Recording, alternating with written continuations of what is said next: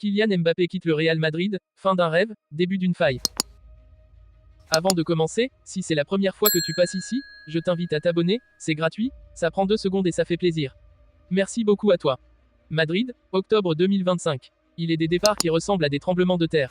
Des décisions qui fendent l'air comme une lame silencieuse. Des choix si brutaux, si inattendus, qu'ils laissent une institution entière à genoux, l'orgueil en miettes. Aujourd'hui, le Real Madrid se réveille sans Kylian Mbappé. Le joueur star, l'icône français, le phénomène attendu pendant 5 ans, a quitté la Maison Blanche. Il n'a pas attendu la fin de son contrat. Il n'a pas prolongé. Il n'a pas organisé de conférence de presse. Il est parti comme il est arrivé, dans le tumulte, le mystère et la solitude. 1 an, un seul, voilà ce qu'aura duré le rêve. À l'été 2024, lorsque Kylian Mbappé foule la pelouse du Santiago Bernabéu sous les applaudissements d'un stade debout, les projecteurs du monde entier sont braqués sur lui. C'est l'accomplissement d'un feuilleton devenu presque mythique, le Real Madrid, après plusieurs échecs, signe enfin la perle de Bondy. Le joueur de toute une génération. Tout le monde y croit. Tout le monde se dit, cette fois, c'est pour de bon. Florentino Pérez jubile, le marketing explose, le maillot numéro 9 s'arrache, le Bernabéu rugit. Et pourtant, dès les premières semaines, quelque chose sonne faux. Sur le terrain, Mbappé est fidèle à lui-même, but, passe décisive, accélération foudroyante. Mais en coulisses, l'osmose ne prend pas. Les regards sont lourds, les attentes sont démesurées. Mbappé n'a pas le droit à l'erreur. Il est vu non pas comme un joueur, mais comme une solution à tout. Il n'est pas entré dans un vestiaire, il est entré dans un mythe. Et très vite, il s'y est senti prisonnier. La première fissure, c'est l'équilibre de l'équipe. Car au Real, personne n'attend. Rodrigo veut sa place. Endrick arrive avec le feu de l'ambition. Arda Güler réclame du temps. Bellingham est déjà la coqueluche du public. Et très vite, Mbappé ne devient plus la star, mais un nom parmi d'autres.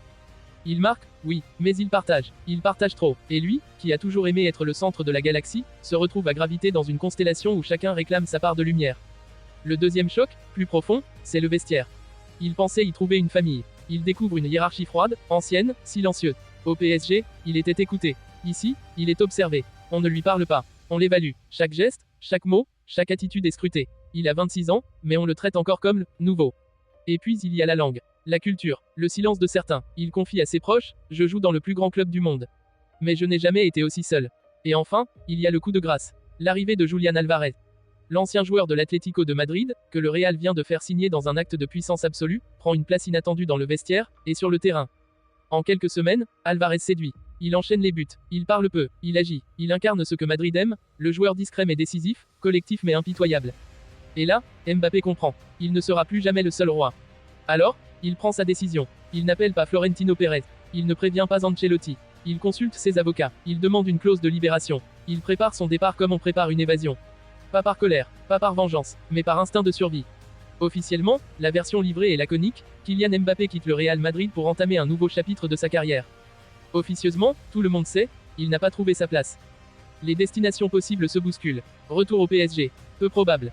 Un saut vers l'Angleterre, Manchester City, Arsenal ou Liverpool sont prêts. L'appel de l'Arabie Saoudite, les chiffres évoqués dépassent les 400 millions d'euros sur 2 ans. Mais peut-être que Mbappé, en vérité, ne sait pas encore.